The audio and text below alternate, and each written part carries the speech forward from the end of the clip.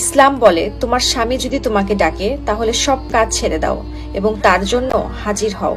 ইসলাম এটাও বলে তোমার স্বামীর জন্য তুমি প্রস্তুত থাকো এবং সাজো গোজো নিজেকে পরিপাটি রাখো।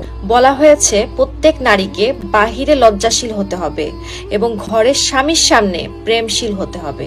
এখন যদি আপনি আপনার স্বামীর সাথে প্রেমশীল না হন, প্রেম না দেখান, তাহলে পুরুষরা তো প্রেম খোঁজার জন্য বাহিরে যাবেই। আমরা যখন বাহিরে কোনো অনুষ্ঠান বা দাওয়াতে যাই তখন স্বামীকে 2 ঘন্টা বসিয়ে রেখে সবচেয়ে সুন্দর পোশাক পরে নিজেকে পরিপাটি করি।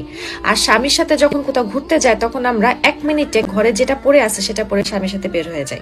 অথচ যেখানে ইসলাম বলে একজন স্ত্রী যদি তার স্বামীর জন্য সেজে গুজে নতুন জামা পরে আর স্বামী যদি খুশি হয়ে সেই স্ত্রীর দিকে একটা দাঁতও বের করে হাসে, তাহলে আল্লাহ তাআলা সেই স্ত্রীর আমল নামায় একটা নফল হজের সওয়াব লিখে দেন। সুবহানাল্লাহ। তাহলে ঘরে বসে যদি শুধু স্বামীকে খুশি করে এত সহজে এত বড় সওয়াব পাওয়া যায়, তাহলে আমরা নারীরা কেন এই সুযোগ নিব?